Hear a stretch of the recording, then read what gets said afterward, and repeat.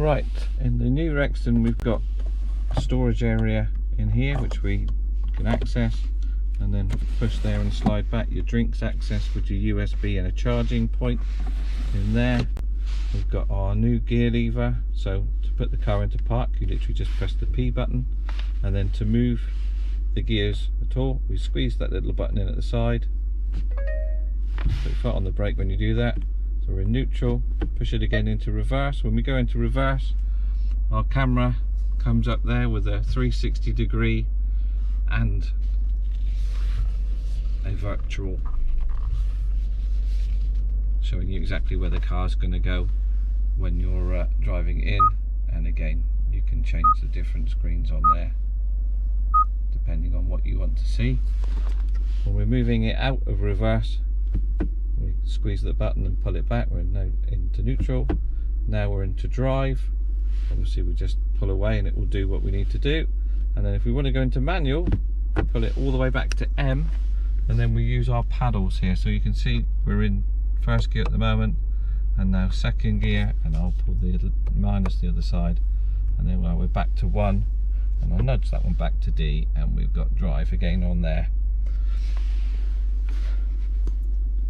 Behind that we have a series of buttons here.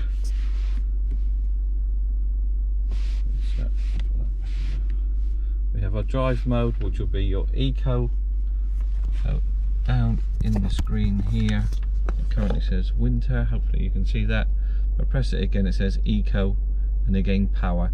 That's going to be the way that the gearbox works, so that'll change the way the gearbox responds and holds into gear. Most of the time you're going to be an eco obviously, but if you were going to tow a heavy weight and you wanted power, it would hold it in gear longer to give you that bit more power. Likewise, if it was snowy and you wanted to short shift a little bit, you can go into the winter mode. So that's what that button does. This side is your parking sensors, so you can literally switch your parking sensors on and off. View gives you a front facing view from the front camera. So if you're going off-roading and you want to see what's in front of you, or you're pulling up to something that you can't see anymore, you press that button there and you can see what's going on. So we've done that now and it's gone off. Auto hold. Now basically if we turn the handbrake off, so we put our foot on the brake and we push the handbrake off, and then we press auto hold light comes on in the bottom right hand corner. So when we've got the car in gear, you've got your foot brake on, the auto hold has gone to green. Now when I go to accelerate, it will release. So basically no putting the handbrake on and off. I've now stopped, but I've not pushed the foot brake very hard.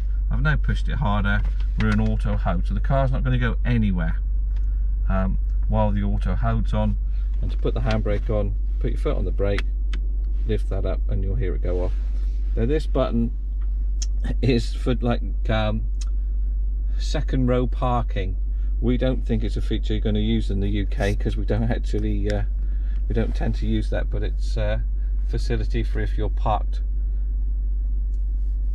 alongside another row of parking, you can put that on and people can still move your car. But say we don't think you're going to be able to be using that facility at all. Behind that we've got our 2-wheel drive. We can change from 2-wheel drive to 4 high while we're on the move.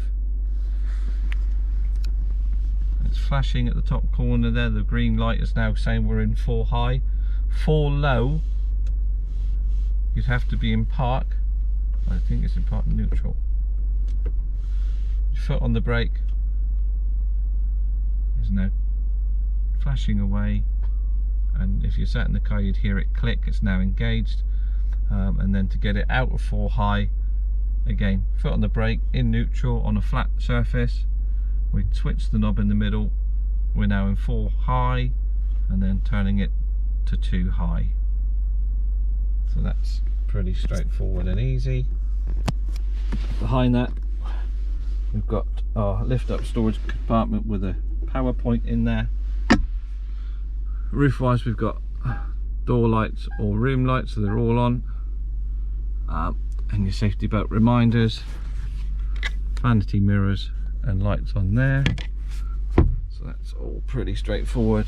You've got a key for your glove box and then the button. Got electric seat on the passenger seat as well, but we do have the option if you're sat in the driver's seat and you're trying to help somebody put something in, you can move their seat backwards and forwards and recline it for them without having to touch the buttons over that side. So that's a very handy feature.